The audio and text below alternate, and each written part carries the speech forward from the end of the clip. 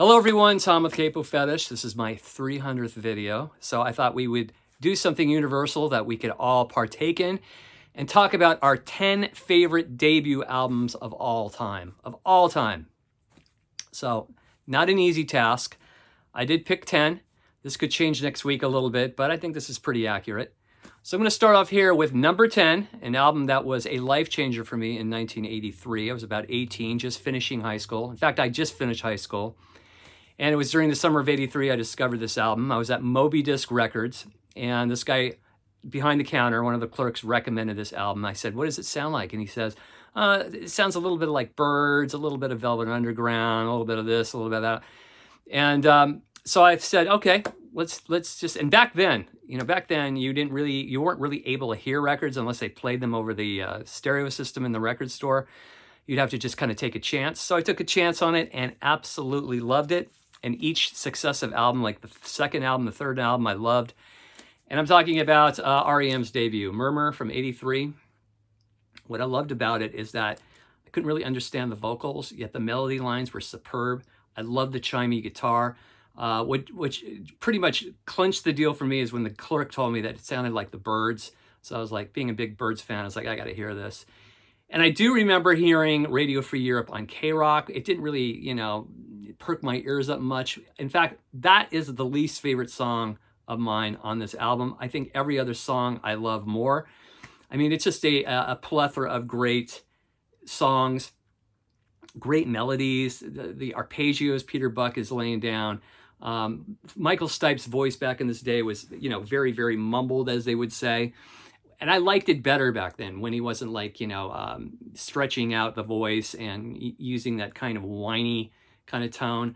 I think on these first few REM albums, I think his vocals really fit the music well. And those mysterious lyrics, those cut and paste lyrics.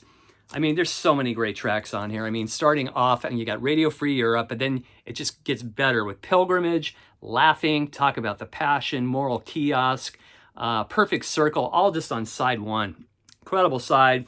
Catapult on side two. Sitting Still, which was the flip side of their independent debut single, the flip side of Radio Free Europe.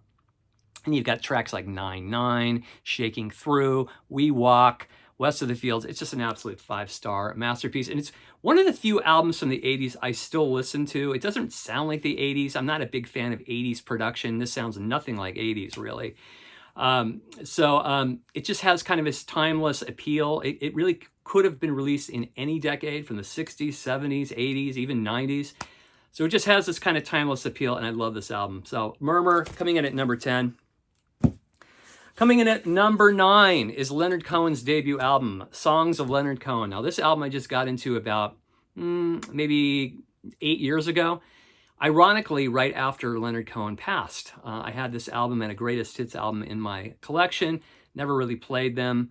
But maybe a few days after he passed, I threw this on and I listened to it on headphones. So it was really quiet, and it just blew me away. I can't believe that it took me that long to play this album.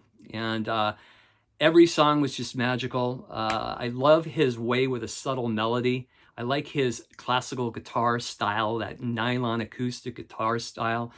Really cool. I mean, so many freaking amazing tracks. Suzanne starts out the album, which Judy Collins and many others have covered. There are so many amazing tracks. Winter Song, The Stranger's Song, Sisters of Mercy is so incredible. Side 2 I really, really like. So Long Marianne, Hey, That's No Way to Say Goodbye. That last track, which I've talked about on this channel, is really, I think, one of the greatest closing tracks of any album. One of Us Cannot Be Wrong. So incredible. This is an absolute 5-star masterpiece album. And, fairly recently have gotten into it, about past 8 years. So it has definitely entered my top 10 of all-time debut albums. Leonard Cohen's Songs of Leonard Cohen from 1967, coming in at number 9 for me. Coming in at number 8, another album I just got into about 5 years ago that I have played nonstop. I think it's just absolutely flawless. I've talked about it ad nauseum. I'll talk about it one more time. And that is Judy Sil's debut from 1971. Tragic story. you know, if you see that documentary, check out that documentary that came out about a year or two ago. It's really, really fascinating about her life, just unbelievable, tragic life. How she was able to put out this kind of beauty is just amazing. It's amazing how people can just kind of like, you know, turn this bad luck around and create this amazing art. Just her songwriting, her vocals, her arrangements, it just, I don't know what else I could say. It's just flawless from start to finish. Crayon Angels, The Phantom Cowboy, The Lamb Ran Away with the Crown, Lady O, Jesus Was a Crossmaker. Side 2, equally as good. Ridge Rider, My Man on Love, Loping Along Through the Cosmos, Enchanted Sky Machines, and Abracadabra. This is what you call a perfect album. Didn't do squat in 71. It was the first album released on Asylum. First artist signed by Geffen for Asylum. So, but now she's gaining traction, kind of like Nick Drake. She's being heralded as one of the one of the greats, all-time greats, not known in her time. But and another thing too, another album that's just kind of timeless, could have come out in any decade, set from the 70s, 80s, 90s, has a timeless appeal. Magic, Judy Sil's first album, coming in at number 8 for me on all-time favorite debut albums. Coming in at number 7, just another like life-changing album, life-changing band. Number 1 record from Big Star from 1972. This album should have been a number 1 record, but horrible distributing going on through Stax Records made it not available in many record stores. It did get some definite good press in Rolling Stone, some good reviews, but there just weren't enough copies out there for people to buy, not enough radio airplay. You know, years go by, it's cited as an influence by everyone from R.E.M. to The Replacements. Just countless alternative 80s bands and 90s bands have cited this album as a big inspiration. You got Alex Chilton here coming off the box tops. He tried a solo career prior to this that didn't really go anywhere. He hooked up with his friend Chris Bell. You got Andy Hummel on bass and Jody Stevens on drums. Just a perfectly recorded album of kind of post-Beatles. This was kind of like what the Beatles would do probably post-Abbey Road, right? Incredible tracks. Like the first side is kind of more power pop. Second side, though, is more kind of soft and singer-songwriter-ish. Highlights on side 1, there's so many, right? The Ballad of El Goodo, one of Alex Chilton's greatest songs. In the Street, a song that the 70s show would create for their opening credits with their own lyrics and recorded by Cheap Trick, but using the same melody as In the Street. 13, which a lot of indie artists have covered, just incredible track. Don't Lie to Me, the India song. Side 2, though, takes on a little more melancholy vibe with songs by Chris Bell and Alex Chilton. When My Baby's Beside Me, My Life Is Right, and the last 4 songs are very, very melancholy, which are just amazing. Give Me Another Chance, Try Again, and Watch the Sunrise. And just another 5-star masterpiece. And an album that's completely accessible. It could have been like a mainstream success, but they just had bad luck going their way. But now it's lauded and is well known as one of the great debuts of all time. Big Star's number 1 record from 1972, coming in at number 7. Coming in at number 6 is 1977's My Aim Is True by Elvis Costello. God, this guy was just on fire. His first 3 albums are 5-star masterpieces. He could just do no wrong in those first years. Here there's no attractions on this album. He's got a band called Clover backing him up, and a band that Huey Lewis was in. But it's very raw. It doesn't have the finesse of the playing of the attractions, but what makes up for it is the absolute stellar songwriting of Elvis Costello. Welcome to the Working Week, Miracle Man, No Dancing, Blame It on Cain, Allison. Have you ever heard the cover of Allison by Linda Ronstadt? Really, really good. Sneaky Feelings, Watching the Detectives, just a perfect side 1 and a perfect side 2. I think side 2 I like even more. The Angels Want to Wear My Red Shoes, Less Than Zero, Mystery Dance, Pay It Back, I'm Not Angry, and Waiting for the End of the World. Just incredible songs, incredible artist. This guy was just out of the gate on fire. Elvis Costello, My Aim Is True from 1977, coming in at number 5 for me on my favorite debut albums of all time. Coming in at number 5, an album I've mentioned way too much. I promise I won't showcase this for a while. I just showcased it a few videos ago, but I'm putting it in because it's one of my favorite debuts, and that's Television's Marquee Moon. This is a really unique anomaly in rock. It really sounds like nothing else. The guitar playing of Richard Lloyd and drawing a blank here, Richard Lloyd and Tom Verlaine is really just amazing. Nothing really sounds like the interplay of these guys. They take it to a whole different level, this melodic level that a lot of bands don't. You know, when people jam, it's usually just kind of meandering and aimless. Not with Television. These are really like worked out, thought out jams. And these songs are just incredible. Ironically, one of my favorite songs on here is the ballad Guiding Light. I think that song is just so moving, so amazing. The title track is one of the greatest tracks of all time, Marquee Moon. Really takes you somewhere really amazing. The way it just keeps building and building, and these guitar parts, incredible stuff. See No Evil, a song I even heard REM cover on their, I think it was on their Life Switch Pageant tour. There's just not a bad moment on here. Venus, Friction, Elevation, Prove It, Torn Curtain, perfect album. Television, Marquee Moon. Coming in at number 5 for me on my list. Coming in at number 4, another album I've mentioned way too many times, but it's a debut album, so I've got to mention it. I think it's a perfect album, a perfect debut album, and that is Procol Harum's debut. From start to finish, all 10 songs, from A Whiter Shade of Pale through the Hammond B3 workout, Repent While Purges, is just perfect. You've got a super group here. We got Matthew Fisher on organ, Robin Trower on guitar. On this album, we have David Knights on bass and the amazing B.J. Wilson on percussion.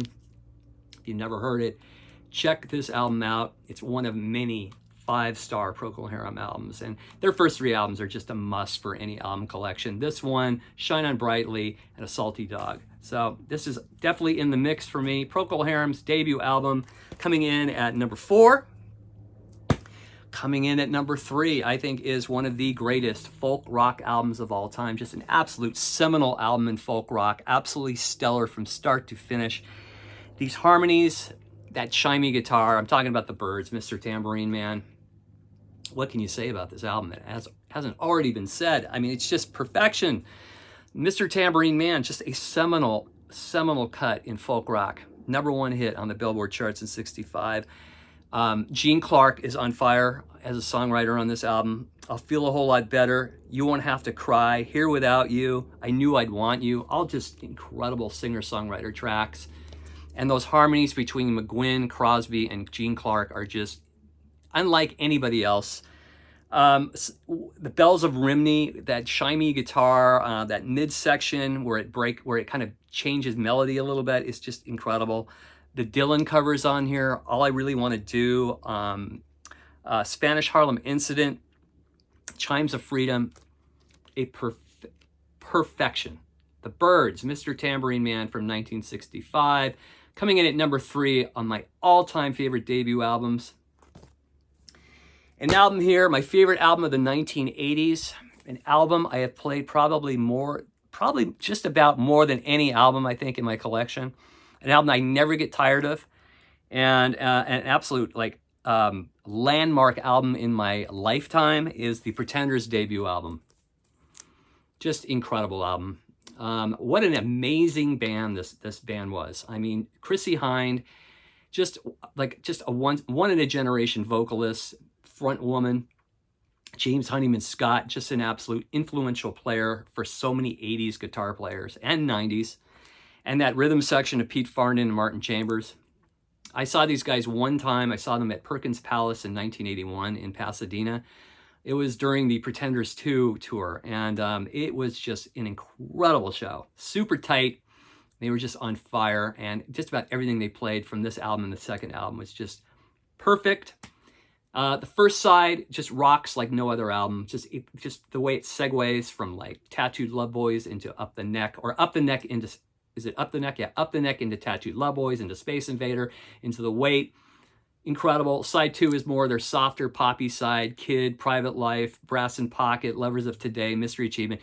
This is what you call a perfect album. Perfect sequence of songs. Perfect production by Chris Thomas. Awesome. Pretenders coming in at number 2. I almost put it at number 1, but I couldn't deny my first choice. But Pretenders album from 1980 coming in at number 2 as far as my all-time favorite debut albums. And number 1, it's really hard to beat this one for me. I put this one at number 1 in my 1967 video a long time ago. It's really hard to beat a debut as good as this. And I'm talking about Hendrix's Are You Experience. I mean, just mind-blowing good after all these years. Put this on the headphones. Listen to the remaster that came out about 10 years ago that the family put out. It's the most amazing quality sound with all the bonus tracks that were on the, the British version. It's kind of like the British version and the American version put together, the CD version. But here's the original version. This is a first pressing from 67. What can you say that hasn't already been said? Every freaking moment on this album is amazing. Everything from Purple Haze to Are You Experience. And Are You Experience is truly one of the greatest closing tracks of all time. Also showcasing Hendrix's just balladry, his way with a soft track like The Wind Cries Mary, and May This Be Love. I mean, the guy can write some just beautiful, beautiful ballads. So I mean, everything's on here. It's almost like a greatest hits album. Purple Haze, Manic Depression, Hey Joe, Love or Confusion, May This Be Love, I Don't Live Today, The Wind Cries Mary, Fire, Third Stone from the Sun, Foxy Lady, and Are You Experienced? Number 1 debut album of all time for me. What are your favorite debut albums of all time? Let me know in the comments section. As always, thanks for watching. I really appreciate it. And if you are new to the channel and you've seen other videos and you dig the channel, just across the channel, dig the videos, press subscribe. And we'll see you soon. Take care, everybody. Bye-bye.